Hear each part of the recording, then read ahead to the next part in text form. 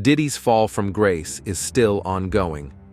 To understand the situation, I'll provide a timeline covering the recent civil allegations against him, what he's lost since those allegations became public, his arrest, reactions from prominent industry figures, clarification of some rumors and claims, and the impact on his privileges and finances. Here's all the recent civil lawsuits presented in order. November 16, 2023.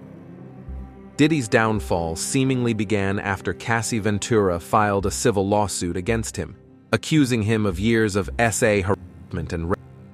The lawsuit also alleges that she was forced to engage in acts with male adult entertainment workers while Diddy watched, played himself, and filmed the encounters. Cassandra Ventura's lawsuit contains several details that you may find familiar. The document states that Diddy's assistants would set up the freak-offs by preparing hotel suites with baby oil and glide, and that she was supplied with excessive amounts of illicit substances and alcohol. Additionally, Diddy instructed Ms. Ventura to pour copious amounts of oil over herself. Diddy allegedly used several different devices to film the encounters, including Ms. Ventura's cell phone. She claimed that when she deleted a video from her phone, he would tell her that he still had many recordings of her, and he even recovered some of the deleted files and showed them to her. On one occasion, while on a flight, he showed her a video she thought she had deleted to reinforce his control over her. The filing also states that IV fluids were provided to her due to extreme exhaustion and to help her recover from excessive substance consumption. The case was settled the following day for a rumored sum of $30 million, although Diddy denied the allegations despite the swift settlement.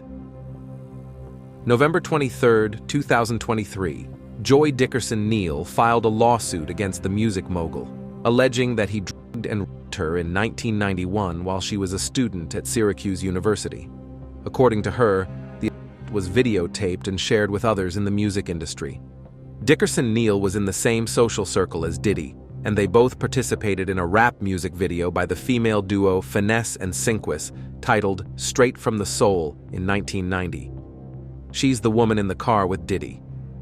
A spokesperson for Diddy dismissed the lawsuit as a last-minute case and cited it as an example of how a well-intentioned law can be exploited. Notably, she filed the complaint just one day before the Adult Survivors Act expired, a law that allowed victims of SA to file lawsuits dating back decades without time limitations between November 24, 2022 and November 24, 2023. On the same day, Liza Gardner also filed a complaint, claiming she was raped by Diddy and songwriter Aaron Hall during an after-party in the early 1990s following an MCA Records event. According to Gardner, the assault occurred at Hall's apartment, where she was offered drinks and coerced into having sex with Diddy.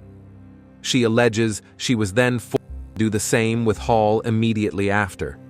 Gardner further claimed that the two men began assaulting her friend in a similar manner after they were finished with her. Days later, both women were reportedly tracked by Diddy, who was allegedly worried they would reveal the ordeal to his then-girlfriend, very likely Misa Hilton. Gardner stated that Diddy choked her to the point of unconsciousness during the incident.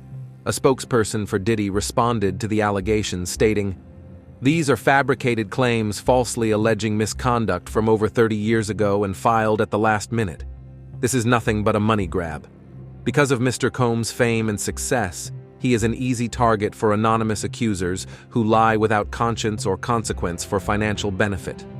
The New York legislature surely did not intend or expect the Adult Survivors Act to be exploited by scammers.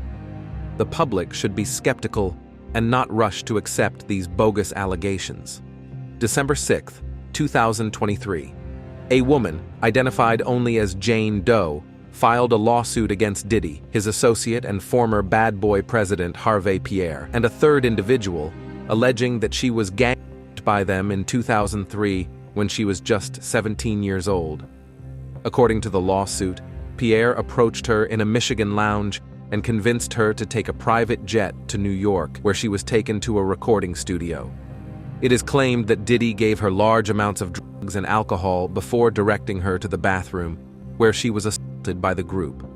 In response to the allegations, Diddy publicly addressed the issue on Instagram, stating, "Enough is enough. For the last couple of weeks, I have sat silently and watched people try to assassinate my character, destroy my reputation and legacy.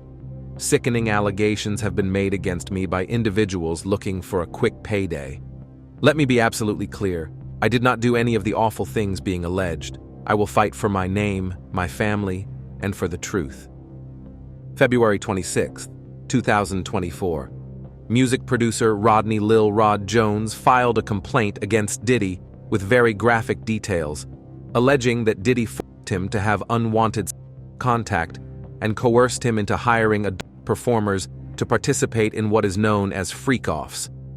Jones claims he was inappropriately touched multiple times by Diddy and that he tried to groom him into engaging in acts with other men. Diddy's attorneys responded, calling it an attempt to dress up a commercial disagreement as a salacious RICO conspiracy to extort money from the rap mogul. Erica Wolf, one of Diddy's attorneys, mocked Jones's lawsuit, stating that the more than 100 pages of the filing are full of countless tall tales, shameless celebrity name drops, and irrelevant images, and that it lacks a single viable claim against Diddy. More details about this case can be found in my documentary titled The Fall from Grace. April 4th, 2024. Grace O'Marcaigh filed a lawsuit against Diddy's son, Christian Combs, alleging that he assaulted her on a yacht where she was working in December 2022. Diddy and 10 other defendants are accused of aiding and abetting, and also of premises liability, since Diddy had rented the yacht. The lawsuit also claims that Lil Rod was on the yacht that day and recorded audio of Christian Combs allegedly drugging and assaulting O'Marcaigh, forcing her to perform oral sex. Images of bruises on the plaintiff are included in the filing. O'Marcaigh is represented by Tyrone Blackburn, who is also representing Rodney Lil Rod Jones in his own lawsuit against Diddy. Aaron Dyer, attorney for Christian Combs and Diddy, responded by stating, "This is just another lewd and meritless claim from Tyrone Blackburn, similar to what he filed in the Rodney Jones lawsuit, which he still has not served. This complaint is filled with the same kind of manufactured lies and irrelevant facts we've come to expect from Blackburn. This is exactly why the federal judge in New York reprimanded him 2 days ago for a pattern of behavior in improperly filing cases in federal court to garner media attention, embarrass defendants with salacious allegations, and pressure defendants to settle quickly, and why he was referred to the disciplinary committee in the Southern District of New York. We will be filing a motion to dismiss this outrageous claim." As you can see, Diddy's defense team did not hold back on this one. May 21st, 2024. Crystal McKinney, a former model, claimed that Diddy assaulted her at his recording studio in New York City in 2003 when she was 22 years old. According to the filing, they met at a Fashion Week event where he gave her large amounts of alcohol. Diddy then invited her to his studio, where he offered her more drinks and marijuana. The marijuana was allegedly laced with a narcotic or other intoxicating substance. Once at the studio, Diddy asked her to follow him to a toilet, where he forced her to perform oral sex. McKinney claimed that the assault led to severe depression, substance abuse, and that Diddy blackballed her from the industry. This case has an eerie resemblance to the aforementioned Jane Doe lawsuit. May 23rd, 2024. April Lampros filed a lawsuit against Diddy, alleging that he drugged and essayed her over 20 years ago while she was a student in New York City. She stated that she met him in 1994 while studying at the Fashion Institute of Technology. According to her, Diddy made promises to help her career while showering her with gifts and flowers. However, these gestures quickly turned into an aggressive, coercive, and abusive relationship centered on sex. Lampros further claimed that she had 4 terrifying encounters with him and that Diddy forced her to take a controlled substance and engage in acts with his former girlfriend, Kim Porter, June 2024. Derrick Lee Cardello-Smith, a Michigan inmate serving a 75-year sentence for first-degree criminal sexual conduct and kidnapping, filed a lawsuit against Sean Combs. The lawsuit, which claimed that Diddy SA'd Cardello-Smith at a hotel party in 1997 after he was given a spiked drink, was initially ruled in the plaintiff's favor by default on September 9, 2024, after Combs's legal team failed to respond to the accusations. Diddy denied ever knowing the plaintiff or being aware of the lawsuit until headlines surfaced. His lawyers swiftly fought the judgment, and a judge later overturned the default decision 4 days later, marking a rare legal victory for Combs amid the numerous ongoing lawsuits. July 3, 2024. Adria English, a film actress, filed a lawsuit against Diddy accusing him of trafficking.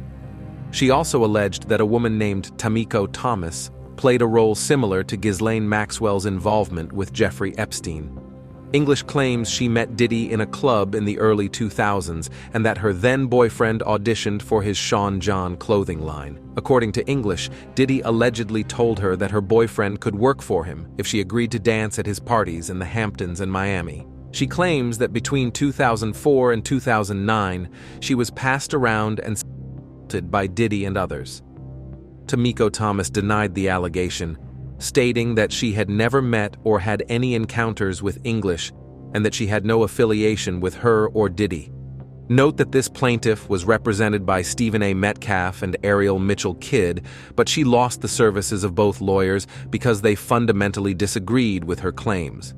It's said that she exhibited erratic behavior, and I personally noticed something unusual on her Instagram profile. She shared a picture showing Quincy, one of Diddy's sons, liking some of her posts, and she appeared very happy about it. This was posted on September 11, 2024.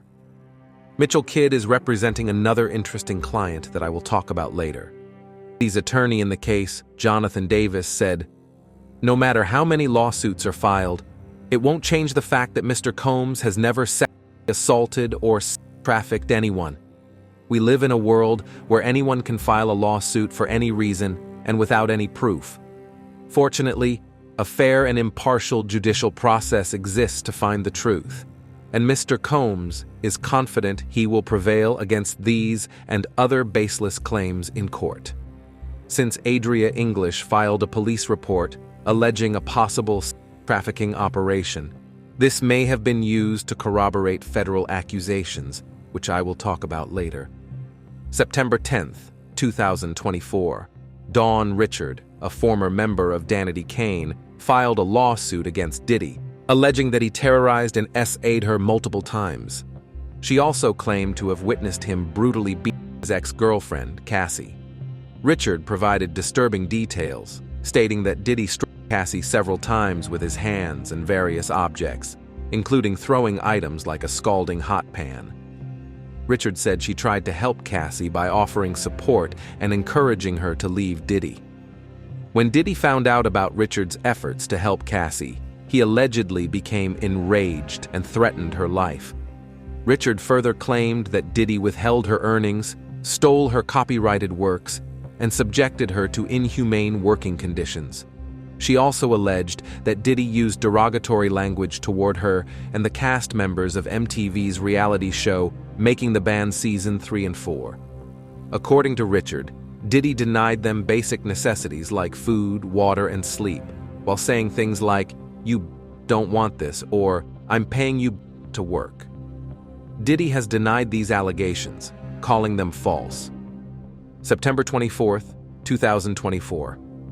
As I was making the video, a new lawsuit was filed by Thalia Graves, alleging that she was violently raped by Diddy and his head of security on a pool table at a Bad Boy Records studio in New York in 2021. The filing states that she was lured into Diddy's lounge and that the incident was filmed. Diddy then allegedly sent the footage to her then-boyfriend and other men. In that particular case, Graves publicly spoke about the ordeal the same day the lawsuit was filed, accompanied by her lawyer, Gloria Allred. I'm emotionally scarred. It has been hard for me to trust others, to form healthy relationships, or even feel safe in my own skin. According to the lawsuit filed on Tuesday in New York, Thalia was lured to the studio under false pretenses. She claims she was given a drink spiked with drugs, causing her to pass out. When she woke up, Thalia says she was restrained and being brutally assaulted by Diddy and his bodyguard.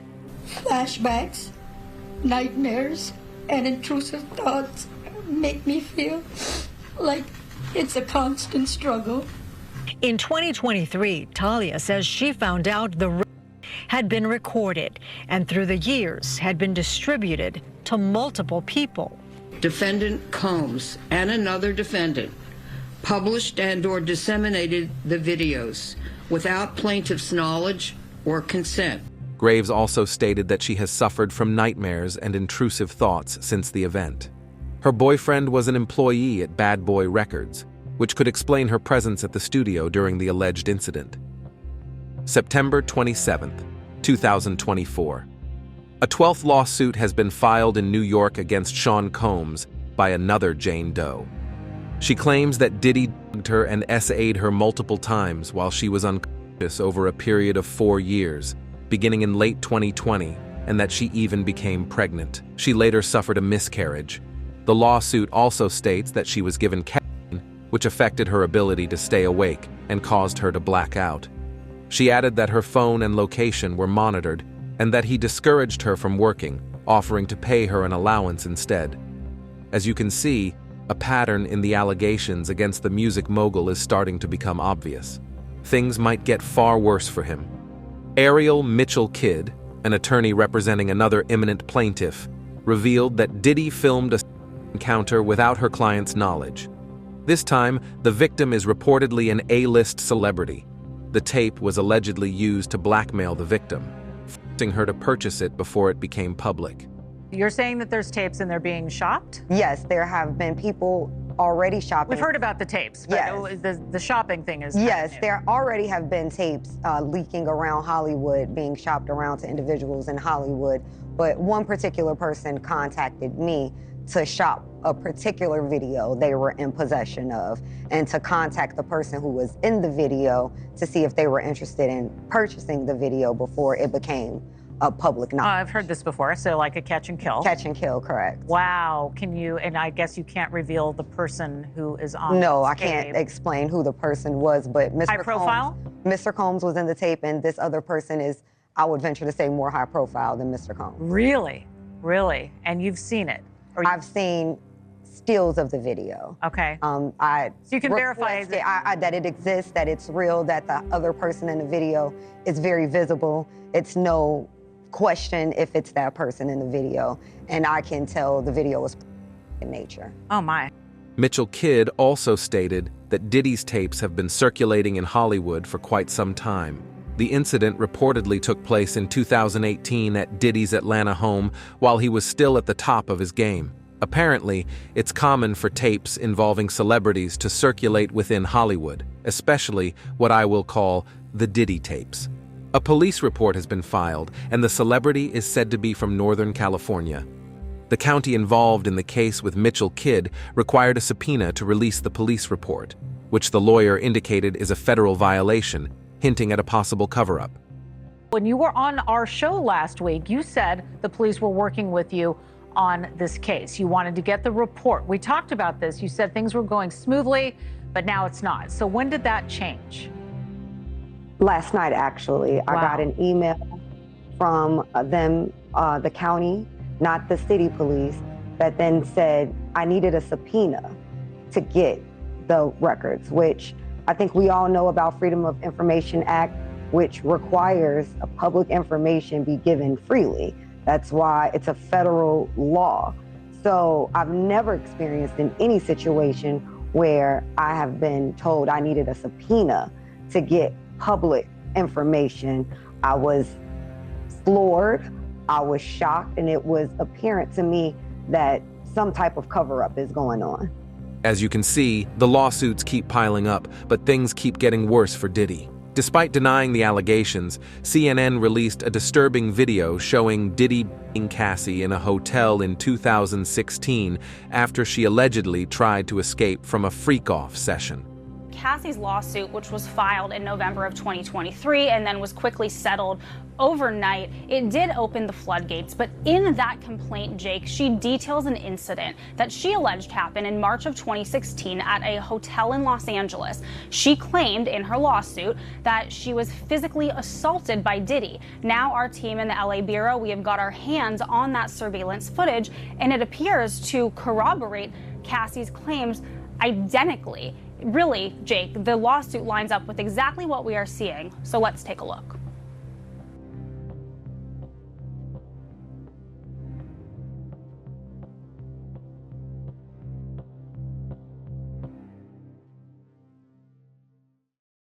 According to reports, Diddy bribed Intercontinental Hotel personnel with $50,000 to ensure the footage never became public. This video has completely shattered his reputation and erased any lingering doubts about Cassie's civil lawsuit. While there is no statute of limitations for rape, Cassie's lawsuit, which covered several years of their relationship, was settled quickly. Given the scope of the settlement and the fact that the hotel is no longer under the same management, the chances of a new prosecution are very low. The founder of Bad Boy Records has lost a lot since the allegations surfaced. This includes the collapse of nearly all his business deals. He sold his shares in Revolt, a company he co-founded, which are now owned by his former employees. In June 2024, Howard University revoked his honorary degree, disbanded a scholarship program in his name, and even returned the $1 million donation he made in October 2023. To add insult to injury, the city of New York, which awarded him the key to the city just 2 months before Cassie's lawsuit, formally requested its return. The key was returned on June 10, 2024, according to reports. As you can see, June has been a particularly damaging month for Sean Combs. More details about the impact on his businesses are also available in the Fall from Grace documentary. On top of the 11 active civil lawsuits against him, the feds also got involved. September 16, 2024, Diddy was arrested by Homeland Security in Manhattan, New York, following raids on his properties in Los Angeles and Miami in March 2024. The arrest is linked to what is now being treated as a RICO case, with federal authorities investigating allegations of a trafficking ring, illegal firearms, and drug-related activities. These elements surfaced through several of the aforementioned civil cases. It's important to note that federal investigators are focusing specifically on these crimes, rather than the SAs as those fall under state jurisdiction. Although the civil cases describe criminal offenses that could lead to prison time for Diddy, the plaintiffs have filed civil lawsuits to recover damages for injuries and mistreatment. This marks a clear distinction between a criminal lawsuit, which seeks punishment, and a civil one, which aims for financial compensation. Incriminating evidence was recovered at Diddy's properties by the feds. During the raids, authorities reportedly found 1,000 bottles of baby oil and lubricants, hundreds of toys, other gears for adults, 3 AR-15 rifles with erased serial numbers, hidden cameras, and extensive footage of what were described as freak-off parties. Diddy has been formally charged with the transportation of prostitutes, trafficking, and racketeering conspiracy. Many members of Diddy's staff and security teams were reportedly complicit in these activities, according to the U.S. Attorney General for the Southern District of New York, Damian Williams. Now, Combs did not do this all on his own. As I mentioned, Combs has been charged with RICO conspiracy. He used his business and employees of that business and other close associates to get his way. Those individuals allegedly included high-ranking supervisors in the business, personal assistants, security staff, and household staff. The indictment alleges that those individuals facilitated the freak-offs. They booked the hotel rooms and stocked them with the supplies, including drugs, baby oil, personal lubricant, extra linens, and lighting. When the hotel rooms got damaged, they helped clean it up. Their involvement is believed to have played a significant role in facilitating the operations under investigation. According to the indictment, the freak-offs often lasted for days. leaving victims in such a state of exhaustion that they reportedly required IV fluids to recover. The federal indictment contains several elements previously mentioned in Cassie's lawsuit, strongly suggesting that the feds collaborated with her legal team and possibly other plaintiffs to build their own case. The investigation is ongoing, and more arrests and charges could follow, potentially including other high-profile celebrities. U.S. Attorney Damian Williams stated that he is not taking anything off the table. Speaking of federal indictments, the mayor of New York, Eric Adams, who had presented Diddy with the key to the city, was also indicted and charged with bribery and fraud just days after the music mogul's arrest by the same district. It's clear that U.S. Attorney Damian Williams is not playing around. October 1st, 2024. As I was finishing the video, things escalated to unprecedented heights. Texas-based attorney Tony Buzbee revealed that Sean Diddy Combs and his alleged accomplices face 120 new allegations of SA. During the press conference, Buzbee hinted at the existence of a vast network of trafficking within the entertainment industry, involving several other high-profile individuals. The plaintiffs are composed of 50% men and 50% women, with 25 alleging they were minors when the incidents occurred. The biggest secret in the entertainment industry that really wasn't a secret at all has finally been revealed to the world. The wall of silence has now been broken, and victims are coming forward. Our team has had at this point more than 3,285 individuals contact us with people claiming to have been victimized by Sean Combs. After vetting, we now represent 120 individuals who intend to bring civil claims in civil court against Sean Diddy Combs, as well as claims against many other individuals and entities that we will name as defendants as we file these individual cases. I expect that through this process, many powerful people will be exposed. Many dirty secrets will be revealed. We know what we are potentially up against. For each, we ask for the identity of witnesses. We also have collected pictures, videos, texts. We check venues, we check dates. We want to corroborate that the claims being made have legitimacy and merit.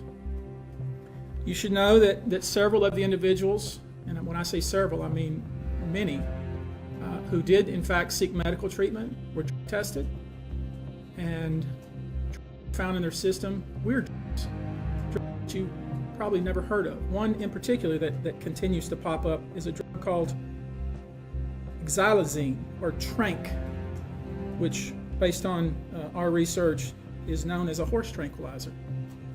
Thinking or hoping or perhaps believing that I may start naming names. Well, that day will come, but it won't be today.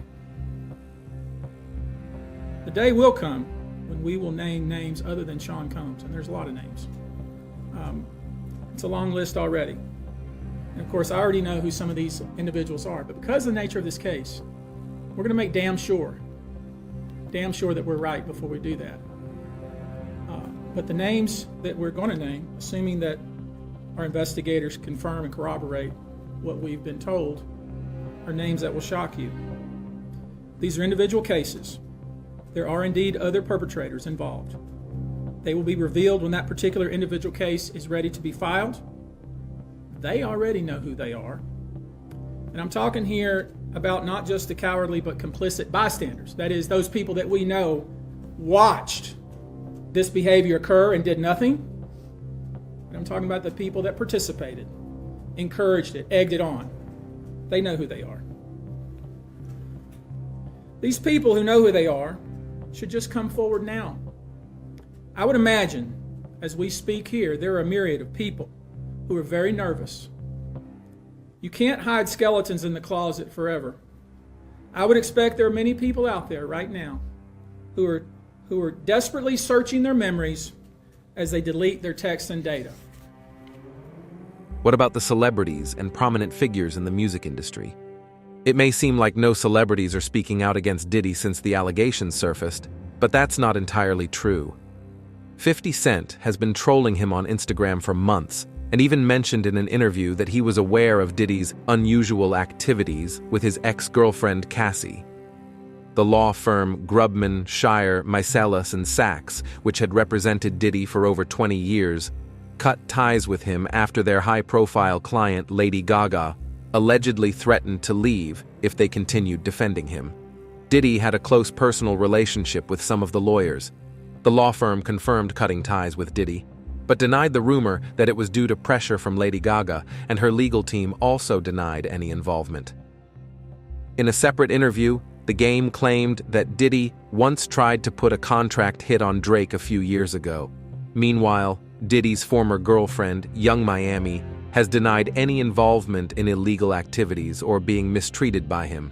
She expressed disappointment in many friends who distanced themselves as rumors about her possible role circulated. I said I was gonna tell my truth. I think that it really hurt me because I just feel like, Puff was a really good person to me. I feel like he came and he helped me and, he elevated me and he saw a lot of things in me. When all of these things came out, I just needed to take a break and focus on what's important. It was just me and my career and my family and just, let him navigate and figure that out on his own because I can't get caught up in that. In essence, she has dissociated herself from Diddy amidst the controversy. Kevin Liles, Warner Music Group's executive vice president, resigned just a day after Diddy's arrest. Liles, who worked for Warner since 2004 and housed Sean Combs' Bad Boy Records, had previously been vocal in defending Diddy amid the recent allegations and civil suits. According to TMZ, several other executives have also stepped down following a massive shakeup inside Warner Music after Diddy's indictment. This situation could take a much more dramatic turn in the coming months. It is true that singers Usher and Pink deleted almost all of their posts on X. Usher claimed his account was hacked, addressing rumors related to the ongoing investigation into Diddy. Usher has known Diddy since he was a teenager, so their connection fueled speculation. However, Pink deleted her posts months before the scandal, and she confirmed it on Instagram. She has no known ties to Diddy. Gene Deal, a former bodyguard of Diddy, accurately predicted when the music mogul would be arrested and has been giving numerous interviews providing insight into the Bad Boy Records founder. He hinted that Diddy may have known about Biggie Smalls' impending murder in LA and, like many others, believes Diddy might also be blamed for Tupac's murder. Deal wrote 2 books about his former career titled My World of Bodyguarding a Hip-Hop Star, The Last Big Night and Life After Death When Bodyguarding a Hip-Hop Star. I also cover the East Coast-West Coast beef in the documentary. I strongly suggest that you focus on the significant dates surrounding both rappers' deaths. It doesn't stop there. Former Bad Boy rapper, Shine, recently said that Diddy destroyed his life. Someone who I vacationed with and who he and I enjoyed this great intimate relationship of brotherhood. This is someone who destroyed my life. Let's not forget that Shine was sentenced to 10 years in prison after the 1999 club shooting involving him, Diddy, and Jennifer Lopez, in which it is said that Shine took the fall. Speaking of J-Lo, she has remained silent since Diddy's arrest. Additionally, a 2014 footage from Keeping Up with the Kardashians has resurfaced, where Khloe Kardashian mentioned attending a party hosted by Diddy. She revealed that many attendees were naked and added that Justin Bieber was also there. So who was with you this weekend? A bunch of my friends. Diddy, Quincy, Justin Bieber, so far French so good. Montana. Do you even know half the people you're naming? No. She didn't go to bed. I haven't been to bed yet. You haven't? I want to be Clay when I grow up, Court. I got on a plane at 5:30 a.m. Go to this party. I think half the people there were you would have loved it. Note that the Kardashian-Jenner clan had strong ties with Diddy. I have a few videos about the Kardashians and their business ventures if you're interested in knowing more about them. In September 2024, Touré made a return to MSNBC and revealed more information about Cassie. My friend, talk about more that you learned about what led to Diddy's downfall. Well, you know, Cassie was recording an album for about 10 years. She made a ton of songs, she made collabs, she had producers. She thought she was actually working on an album. That was ultimately a giant pacifier to keep her happy while Diddy was actually using her for other things, right? For the freak-offs that we're talking about. The album never had a release date. It was never really going to come out. He was just using her for that purpose. So that's part of where you get into racketeering, that there's all these people that he's using in a business context to have her at his beck and call in this other nighttime context. And it's really disgusting, and he really robs her of her spirit and her time that she could have used to become a great artist. What could happen to other high-profile celebrities who were witnesses or involved with Diddy and these freak-offs, and possibly even crimes? According to Law and Crime Network, it's possible that some of them may have already provided information to federal authorities to avoid getting indicted, and we just don't know it yet. Many other interesting things were discussed during an interview with former prosecutor Eva Sullivan. Do you think that those conversations are happening behind the scenes? Do you think celebrities right now, through their legal teams, are meeting with prosecutors and giving information? Absolutely. This P. Diddy's conduct was going on for decades, over 10 years, we know for sure. So it's very likely that the prosecutors are meeting with people, building their case, and it may be the situation where the prosecutors actually don't want celebrities to reveal any information, because it could be a situation where in court, it really tanks your case. If, let's say, hypothetically, you had Ashton Kutcher or someone say, yeah, I was attending the freak-offs during these period of times. This is the conduct I observed. He makes that statement in the media. Then when prosecutors are preparing for that case, well, the defense has great cannon fodder for cross-examination. Right. Let's say Ashton Kutcher makes that statement a year before the case goes. The defense now has a year to think about how they're going to cross-examine that witness. Fair. And that could make the case a lot worse for the government. So there's a chance, correct me if I'm wrong, that they may have spoken with celebrities, but we'll never know that those conversations happened. Absolutely. Like if you look at the indictment itself, it's 14 pages. But what we don't see is there could be all the videotapes, any cell phone records, countless documents that they looked at in order to put together those 14 pages, as well as countless witness interviews. There's always a mountain of evidence in order to get to that point where you have an indictment. How do you get information from a celebrity like this? We're talking about the SDNY here. It's a high-profile prosecutor's office that is used to dealing with politicians, celebrities. They have mechanisms and things in place, I'm sure, to be able to interview J-Lo without the paparazzi and anybody knowing. I mean, you could probably get her in a blacked-out car, take her, whether it's a loading dock or some designated area where people would not suspect a celebrity would drive into, have your agents meet her, take her up into a secret room, and have a conversation with her. Note that the celebrities mentioned here were used as examples by the Law and Crime Network, and there is no confirmation that they are linked to Diddy's current federal indictment. Some speculations and theories surrounding this saga certainly need clarification to have a better understanding of the situation. Speculation surrounding the death of celebrity coroner Ed Winter, who passed away not long after rumors suggested he was set to reopen the case of Diddy's former girlfriend Kim Porter, has been circulating for some time. However, there is no article or evidence confirming that Winter was involved in Kim Porter's case.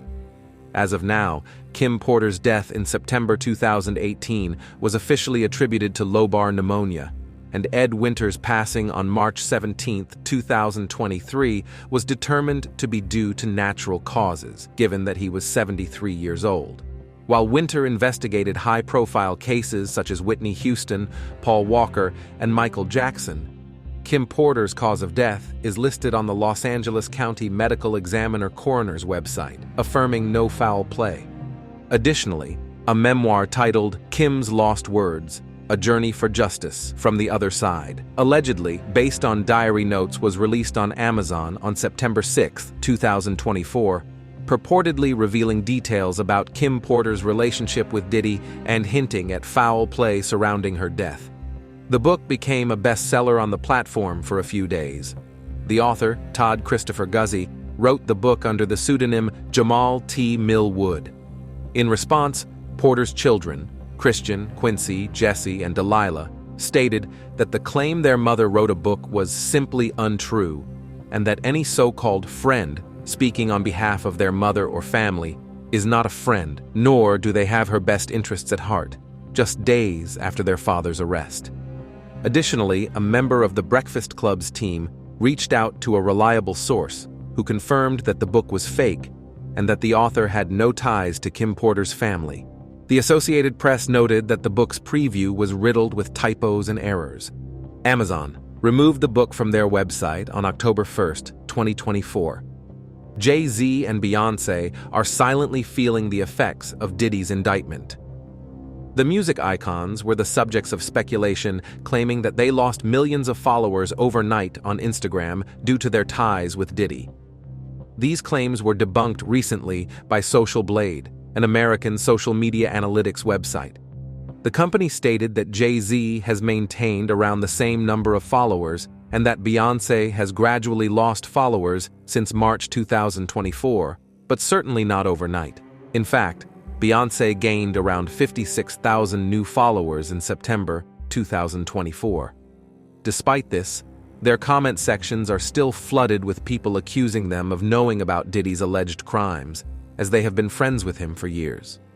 It's important to note that Jay Z is also a very powerful figure, with a net worth of $2.5 billion, that he's now the one calling the shots for the Super Bowl performances, and that his wife is worth $760 million. Let me know in the comments section if you think that Jay Z is next. Here's the updates about the federal indictment. Amid the ongoing investigation, Diddy surrendered his passport to authorities. During a court hearing, his defense team proposed a $50 million bond using one of his properties as collateral. However, 2 judges rejected this proposal, and Diddy has since been placed in preventive custody at a notorious Brooklyn detention center, which previously housed inmates like R. Kelly and Ghislaine Maxwell. He is no longer on suicide watch as he awaits trial, and his cellmate is none other than Sam Bankman-Fried, the biggest crypto fraudster of the decade. As of now, he has denied all the aforementioned allegations and has pleaded not guilty to the federal charges. If found guilty, his assets and properties could be seized by the government, and he faces a potential sentence ranging from 15 years to life in prison. Once worth $800 million, Diddy's net worth has been slashed in half amid his legal troubles, now estimated at $400 million, according to Forbes. This sharp decline reflects the collapse of many of his business ventures and partnerships since his downfall began. So yeah, Diddy is in a lot of trouble. If you haven't watched the Fall from Grace documentary, click on the left. If you're curious about how Diddy managed to monetize his apology video to Cassie, click on the right.